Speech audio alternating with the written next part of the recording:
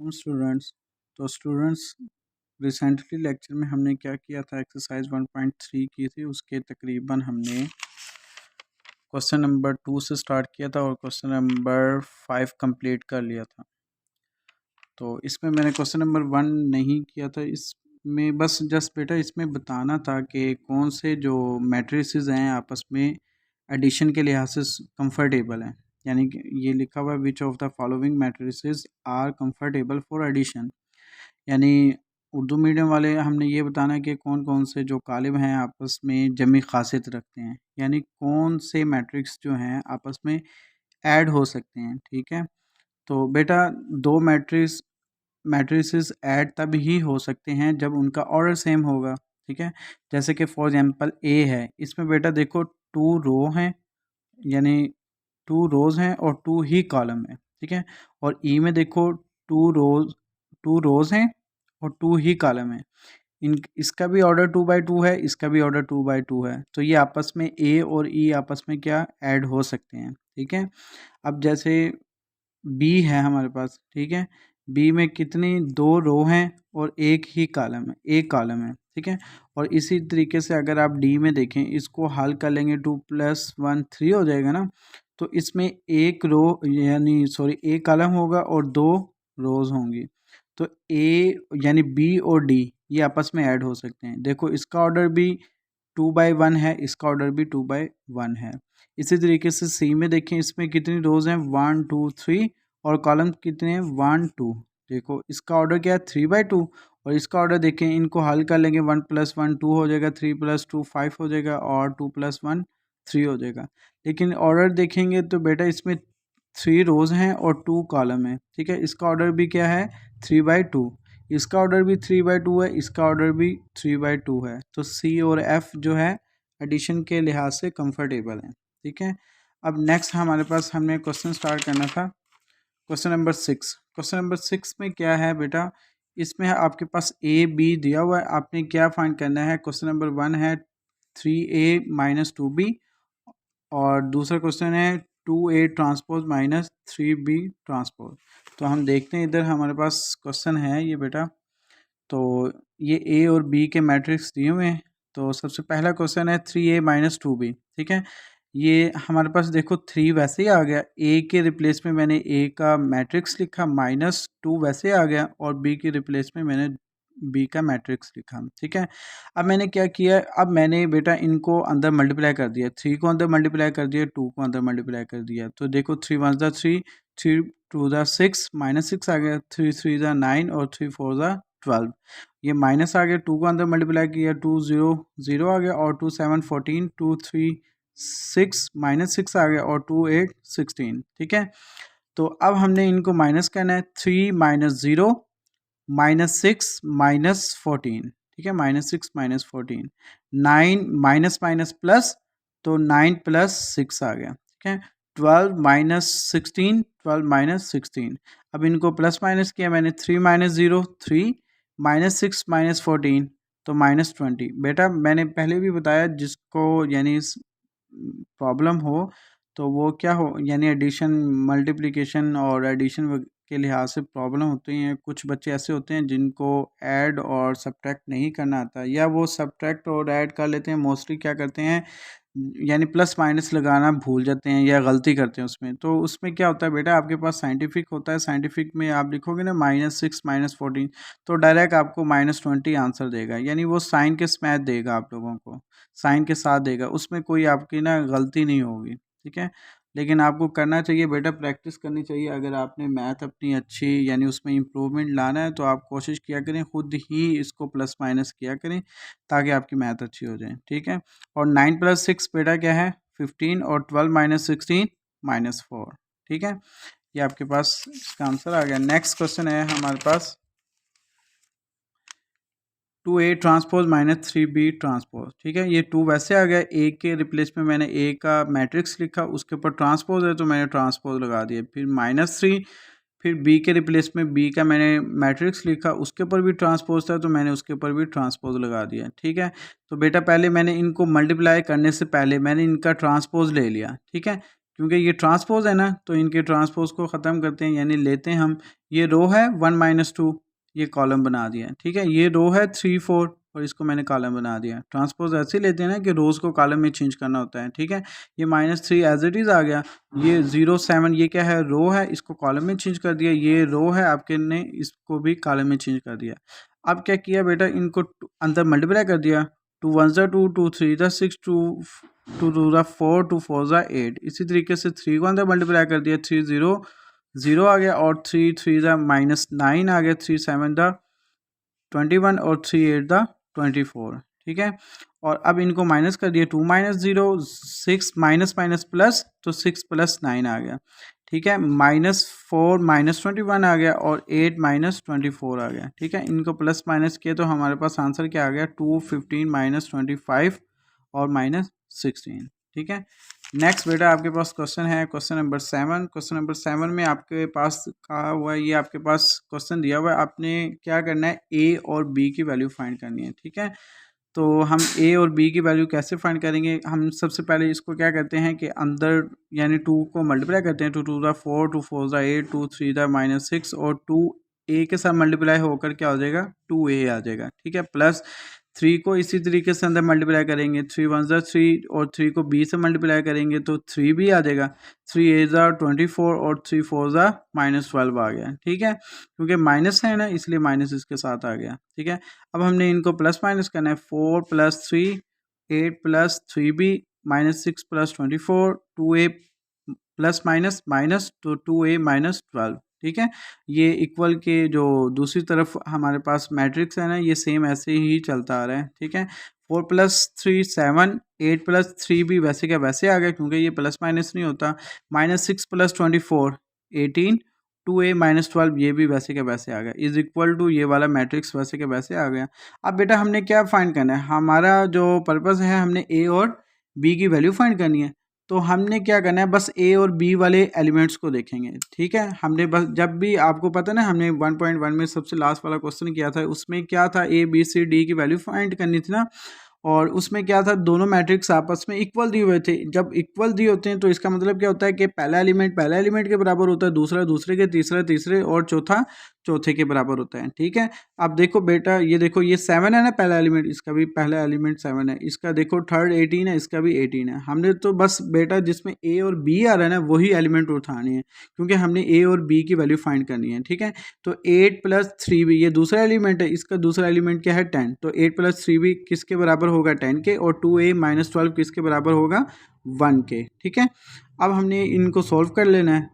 8 बेटा इधर प्लस हो रहा है, दूसरी तरफ इक्वल की दूसरी तरफ जाकर क्या हो जाएगा, माइनस हो जाएगा, तो 10 -8 हो गया, 10 -8 2, और 3 इधर b के साथ मल्टीप्लाई हो रहा है, इधर आके डिवाइड हो गया, ये b की वैल्यू आ गई। a क्या है हमारे पास, देखो 12 इधर माइनस का है, और दूसरी तरफ इक्वल की दूसरी तरफ जाकर प्लस का हो जाएगा, तो 1 + 12 13, और 2 इधर बेटा मल्टीप्लाई हो रहा है, उधर जाकर क्या हो जाएगा, डिवाइड हो जाएगा, ठीक है। इसी तरीके से हमारे पास क्वेश्चन 8 है, इसमें ए और बी के मैट्रिक्स दिए हुए हैं। हमने ये आगे क्वेश्चन फाइंड करना है कि हमने बल्कि left hand side right hand side equal proof करनी है। a + b whole transpose equal है a ट्रांसपोज + b ट्रांसपोज। तो हमने इसके लेफ्ट हैंड साइड को सॉल्व करते हैं, तो बेटा a के रिप्लेस में a आ गया, प्लस b के रिप्लेस में b का मैट्रिक्स आ गया, तो ये ब्रैकेट लगाया और उसके ऊपर मैंने ट्रांसपोज लगा दी। जैसे ये क्वेश्चन लेफ्ट साइड दी हुई है ना, वैसे मैंने लिख दिया, ठीक है। अब सबसे पहले क्या करेंगे, इसको हम प्लस करेंगे, ठीक है, क्योंकि पहले ब्रैकेट यानी सॉरी इनको प्लस करेंगे, तो 1 + 1 ये आ गया, और 2 + 1 आ गया, और 0 + 2 आ गया, और 1 + 0 आ गया, ठीक है, 1 + 0 आ गया। अब देखो 1 + 1 2, 2 + 1 3, 0 + 2 2, और 1 + 0 1, ठीक है। अब हमने इसका ट्रांसपोज लेना है, ये ट्रांसपोज बेटा ऐसे ही चलता आ रहा है, ठीक है। अब हमने क्या, जब प्लस कर लिया, अब हमने इनका ट्रांसपोज लेना है, तो बेटा देखो ये रो है, इसको कॉलम में चेंज कर दिया 2 3, और ये 2 1 रो है, इसको मैंने कॉलम में चेंज कर दिया, ये हमारे पास लेफ्ट हैंड साइड आ गई है, ठीक है। तो नेक्स्ट हमारे पास राइट हैंड साइड क्या है बेटा, राइट हैंड साइड क्या करना है, ए का ट्रांसपोज प्लस बी का ट्रांसपोज, इन दोनों के ट्रांसपोज को हमने क्या करना है, सम करना है यानी प्लस करना है। तो हम देखो बेटा ए के रिप्लेस में ए का मैट्रिक्स आ गया, उसके ऊपर ट्रांसपोज था तो मैंने ट्रांसपोज लगा दिया, प्लस बी की रिप्लेस में बी का मैट्रिक्स आ गया और उसके ऊपर ट्रांसपोज था तो उसके ऊपर भी मैंने ट्रांसपोज लगा दिया। ठीक है, अब सबसे पहले मैंने क्या करना है, इन दोनों को ऐड करने से पहले इनका अलग अलग मैंने ट्रांसपोज लिया हुआ ना, तो ट्रांसपोज खत्म करना है। ठीक है, तो ये रो है, इसको कॉलम में चेंज कर दिया, ये 0 और 1 रो है, ये इसको भी कॉलम में चेंज कर दिया। इसी तरीके से 1 और 1 ये रो थी, इसको मैंने कॉलम में चेंज कर दिया, 2 0 ये रो थी, इसको मैंने कॉलम में चेंज कर दिया। इनके ट्रांसपोज ले लिए, अब इनको हमने ऐड करना है। देखो 1 + 1 ये आ गया, 0 + 2 ये आ गया, 2 + 1 ये आ गया और 1 + 0 ऐसे आ गया। ठीक है, तो 1 + 1 2, 0 + 2 2, 2 + 1 3 और 1 + 0 1। तो बेटा देखो left hand side right hand side equal आ गई ना, 2 2 और 2 2 3 1 3 1। ठीक है, तो नेक्स्ट है हमारे पास क्वेश्चन नंबर 2। और बेटा इसमें भी हमने क्या करना है बेटा, इन दोनों को माइनस करना है। ठीक है, दोनों को माइनस करने के बाद जो इसका मैट्रिक्स आएगा ना, उसका हमने ट्रांसपोज ले लेना है। लेफ्ट हैंड साइड ऐसे हो जाएगी। इसी तरीके से राइट हैंड साइड में क्या करेंगे, सबसे पहले हमने इन दोनों का अलग अलग ट्रांसपोज लेना है। ठीक है, ट्रांसपोज लेने के बाद फिर इनको माइनस करना है। ठीक है, और ये हमारे पास देखो left hand side right hand side equal आएगा। सेम पहले वाला यानी इससे पहले जो क्वेश्चन किया ना, जिस उसमें बस ऐड था और इसमें क्या आएगा, यानी इसमें आपने सब्ट्रैक्शन करनी है, माइनस करना है। ठीक है, नेक्स्ट क्वेश्चन है क्वेश्चन नंबर 3। तो इसमें हमने क्या करना है, a + a के यानी a + a transpose is symmetric. a + a transpose को हमने सिमेट्रिक प्रूव करना है। ठीक है, तो बेटा सिमेट्रिक के बारे में मैंने आप लोगों को बताया हुआ है कि सिमेट्रिक क्या होता है, कि कोई भी मैट्रिक्स सिमेट्रिक होता है जब हम उसका ट्रांसपोज लें। जैसे a है तो a सिमेट्रिक कब होगा, जब हम a का ट्रांसपोज लें तो वापस हमारे पास a ही आ जाए, तो ये क्या होगा, सिमेट्रिक होगा। ठीक है, तो बेटा अब हमने जो क्वेश्चन में प्रूव करना है ना, हमने ये प्रूव करना है कि a + a जो ट्रांसपोज है ये सिमेट्रिक है। तो ये बेटा सिमेट्रिक कब होगा, जब हम a + a ट्रांसपोज का ट्रांसपोज लें तो वापस हमारे पास a + a ट्रांसपोज मिल जाए। ठीक है ना, तब ही ये प्रूव होगा ना, कि जब हम देखो a + a के यानी a + a ट्रांसपोज को हमने प्रूव करना है कि ये सिमेट्रिक है। तो बेटा ये कब सिमेट्रिक होगा, कि जब हम a + a ट्रांसपोज का ट्रांसपोज लें। ठीक है, और वापस हमारे पास a + a ट्रांसपोज ही मिल जाए। ठीक है, तो ये हमारे पास सिमेट्रिक प्रूव होगा। ठीक है, ये मैंने ना बेटा 1.2 में 2 के लेक्चर में ये मैंने सारी डिफाइन समझा दी थी, वहाँ पर मैंने एग्जाम्पल भी दी हुई हैं, वहाँ पर आप देख लेना। ठीक है, तो अब हमने देखो a + a के ट्रांसपोज को हमने सिमेट्रिक प्रूफ करना है। तो क्या करेंगे, सबसे पहले हमने a + a ट्रांसपोज निकालेंगे। ठीक है, ये a आ गया प्लस और a के रिप्लेस में a आ गया और उसके ऊपर ट्रांसपोज है, तो इसके ऊपर बेटा मैंने ट्रांसपोज लगा दिया। ठीक है, इनको ऐड करने से पहले क्या करेंगे, हम इसका ट्रांसपोज लेंगे। देखो ये रो है, ये कॉलम में चेंज कर दिया, ये रो है, इसको मैंने कॉलम में चेंज कर दिया। अब इन दोनों को ऐड करना है, तो ऐड करेंगे 1 + 1 2 + 0 और 0 + 2 और 1 + 1। ठीक है, तो 1 + 1 2, 2 + 0 2, 0 + 2 2 और 1 + 1 2। तो बेटा ये हमारे पास क्या आ गया, a + a ट्रांसपोज। ठीक है, अब हमने क्या प्रूव करना है कि ये सिमेट्रिक है। तो बेटा अब हम क्या करेंगे, इसका बस ट्रांसपोज लेना है। ठीक है, a + a t का हमने ट्रांसपोज लेना है, तो a + a t का मैंने देखो ट्रांसपोज ले लिया। ठीक है, तो ट्रांसपोज कैसे लिया, ये रो है 2 और 2, इसको मैंने कॉलम में चेंज कर दिया। बेटा ये भी रो है 2 और 2, ये इसको मैंने कॉलम में चेंज कर दिया। देखो वापस वही मैट्रिक्स आ गया ना, 2 2 और 2 2, ये देखो ऐसे ही ये सेम एलिमेंट्स आ गए हैं। ठीक है, तो यहाँ से प्रूव हो गया क्या है, a + a ट्रांसपोज क्या है, सिमेट्रिक है। ठीक है, इसी तरीके से हमने a - a ट्रांसपोज क्या करना है, इसको हमने स्क्यू सिमेट्रिक प्रूव करना है। तो बेटा स्क्यू सिमेट्रिक के बारे में मैंने बताया था, वो क्या होता है कि अगर हमारे पास एक मैट्रिक्स है A। ठीक है, अब हम उसका ट्रांसपोज लें। ठीक है, ट्रांसपोज लेने से अगर हमारे पास ए का नेगेटिव मैट्रिक्स आ गया तो वो हमारे पास क्या होगा, सिमेट्रिक होगा, स्क्यू सिमेट्रिक होगा। ठीक है, तो इसी तरीके से अब हमने a + a के ट्रांसपोज को हमने स्क्यू सिमेट्रिक प्रूफ करना है ना। तो बेटा ये a + a का ट्रांसपोज स्क्यू सिमेट्रिक कब होगा, जब हमने इसका ट्रांसपोज लें।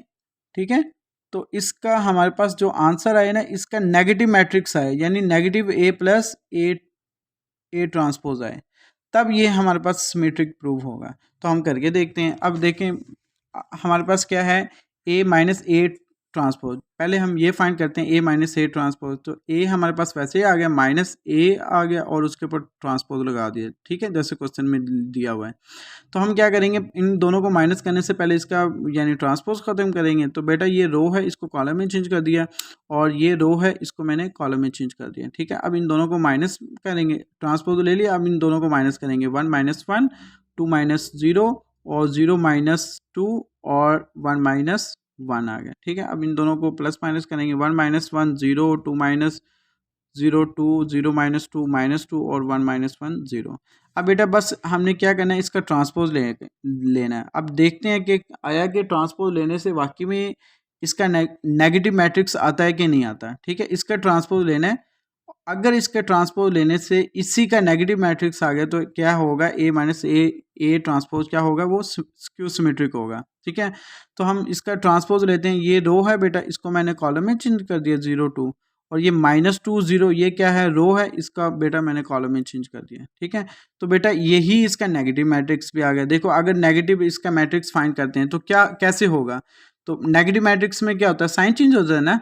तो ये 0 वैसे का वैसे आ जाता है, 2 इधर प्लस का है तो माइनस का हो जाएगा, ये इधर 2 माइनस का तो ये प्लस का हो जाएगा, ये 0 होगा। तो देखो यही यानी नेगेटिव मैट्रिक्स आ गया, 0 वैसे आ गया, 2 प्लस का है माइनस का हो जाएगा, -2, ये 2 माइनस का है ये प्लस का हो जाएगा, और 0 वैसे का वैसे आ गया। देखो हमने सिर्फ जस्ट बेटा ट्रांसपोज लिया और उसका नेगेटिव मैट्रिक्स आ गया, तो यहाँ से प्रूव हो गया क्या, ए और यानी ए माइनस ए ट्रांसपोज क्या है, स्क्यू सिमेट्रिक है, ठीक है। आज के लिए इतना, नेक्स्ट एक्सरसाइज इंशाल्लाह हम नेक्स्ट लेक्चर में करते हैं। अल्लाह हाफिज़।